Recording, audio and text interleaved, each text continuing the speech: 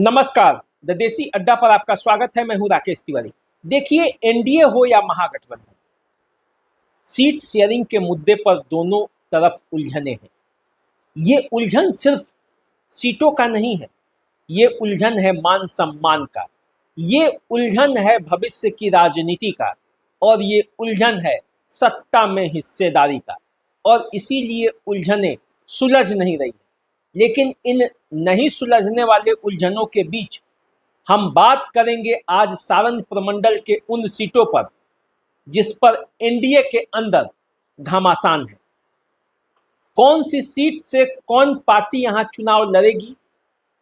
क्या एनडीए में जो जनता दल यूनाइटेड है, बीजेपी है, एलजेपी है, उनके बीच सीटों में क्या तालमेल होगा? कौन सी सीट किसे जाएगी, आज बात होगी। देखिए, सारण प्रमंडल में कुल 24 सीटें। इन 24 सीटों में बीजेपी जिन सीटों पर चुनाव लड़ी थी उसका पहले नाम जान लीजिए। भाजपा जिन सीटों पर चुनाव लड़ी थी उसमें गोपालगंज के बैकुंठपुर, बरौली और गोपालगंज सीट, सिवान जिले के सिवान, गोरियाकोठी, दरौली और दरौदा सीट, तथा सारण जिले के तरैया, सोनपुर, छपरा, अमनौर और गरखा सीट शामिल है। बीजेपी कोटे का ही सीट बनियापुर था जिसे उसने वीआईपी को दे दिया था। अब देखिए, जनता दल यूनाइटेड का भी सीट आप जान लीजिए कि पिछले चुनाव में जनता दल यूनाइटेड कहां कहां चुनाव लड़ा था। जनता दल यूनाइटेड गोपालगंज जिले में कुचायकोट, भोरे और हथुआ 3 जगह, सिवान जिले में रघुनाथपुर, बरहरिया, जीरादेई और महाराजगंज 4 जगह, और सारण जिले में एकमा, माझी, मरहौरा और परसा, ये 4 जगह सीट पर चुनाव लड़ा था। कुल मिलाकर देखा जाए तो पूरे सारण प्रमंडल में 13 सीटों पर एनडीए का में भाजपा कोटे की थी और 11 सीट जनता दल यूनाइटेड कोटे की थी।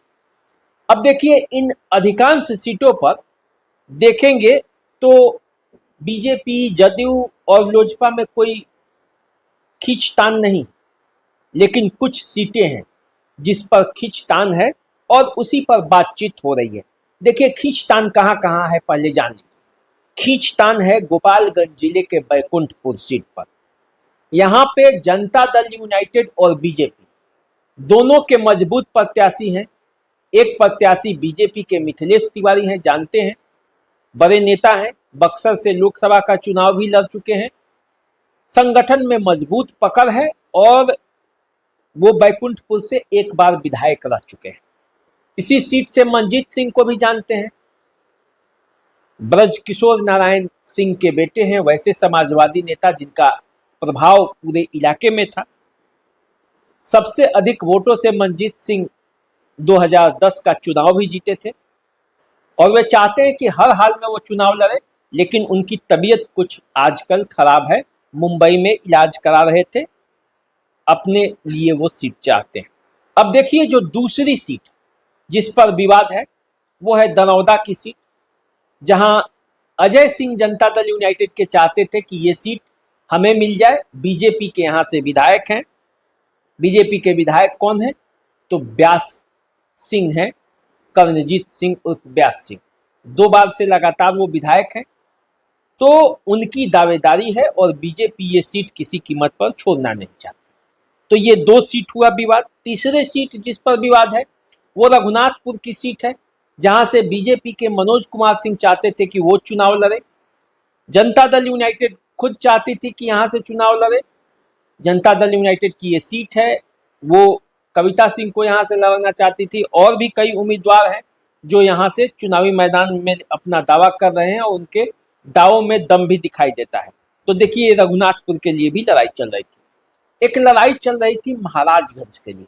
महाराजगंज जनता दल यूनाइटेड की सीट है। पिछला चुनाव काफी कम वोटों के अंतर से हेम नारायण शाह यहां से हार गए थे।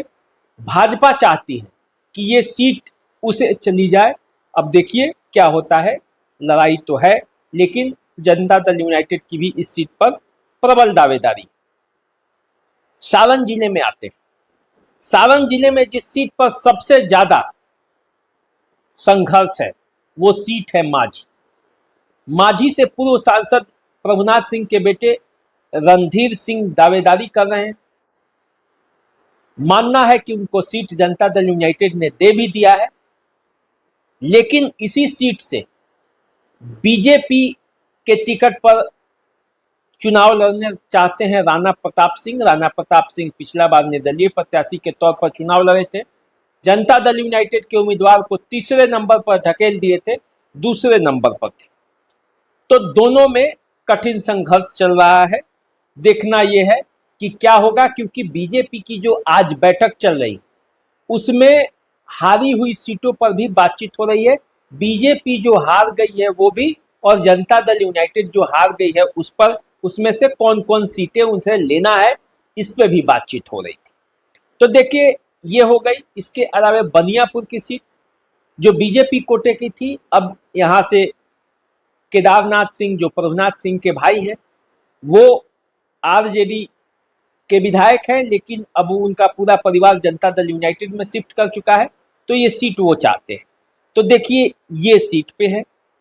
इसके अलावा एकमा पर एक जिच है। एकमा जनता दल यूनाइटेड की सीट है। धूमल सिंह, मनोरंजन कुमार सिंह उर्फ धूमल सिंह यहाँ से विधायक रहे हैं। पिछला बार उनकी पत्नी चुनाव लड़ी थी, वो हार गई थी, लेकिन उनकी दावेदारी यहाँ पे है। एकमा से एलजेपीआर के जो उम्मीदवार हैं कामेश्वर सिंह उर्फ मुन्ना, वो भी चुनाव लड़ना चाहते हैं। यही जिच है। देखिए ये क्या होता है। तरैया की सीट पर जिच है, क्योंकि यहाँ से एलजेपी के कहने में सुनने में आ रहा है कि सुधीर सिंह संपर्क में है चिराग पासवान के, उनके तरफ से आश्वासन मिला है, जबकि तरैया से बीजेपी के बड़े नेता जनक सिंह विधायक। तो देखिए इस सीट पर भी तकरार है। एक तकरार गरखा के लिए भी। कहा जा रहा है कि ज्ञानचंद मांझी का टिकट फाइनल हो गया है, लेकिन यहाँ से जनता दल यूनाइटेड के मुनेश्वर चौधरी भी हैं। मुनेश्वर चौधरी मंत्री भी रह चुके हैं, कई बार विधायक भी रहे हैं, क्षेत्र में एक अच्छा खासा पकड़ है। हालांकि उनका उम्र अब थोड़ा बढ़ गया है। अब देखिए क्या होता है। ये है तो कुल मिलाकर 9 सीटें हैं जिस पर बातचीत है सारण प्रमंडल में कि इन 9 सीटों में अदला बदली हो सके। इन 9 सीटों का क्या करना है, इस पर बातचीत एनडीए के बीच हो रही है। कई दौर का बातचीत हुआ भी है। अब देखना यह है कि कौन किसकी झोली में जाता है। लेकिन आप जैसे देखेंगे तो जनता दल यूनाइटेड ने अपने 2 विधायकों को हरी झंडी दे दी। कहां से? कुचायकोट से अमरेंद्र पांडे उर्फ पप्पू पांडे को, और भोरे से सुनील कुमार को। सुनील कुमार मंत्री भी हैं। अमरेंद्र कुमार पांडे और पप्पू पांडे को सब लोग जानते हैं, प्रभावशाली नेता हैं। तो कुल मिलाकर जनता दल यूनाइटेड ने सारण में 2 सीटों पर हरी झंडी दे दी है।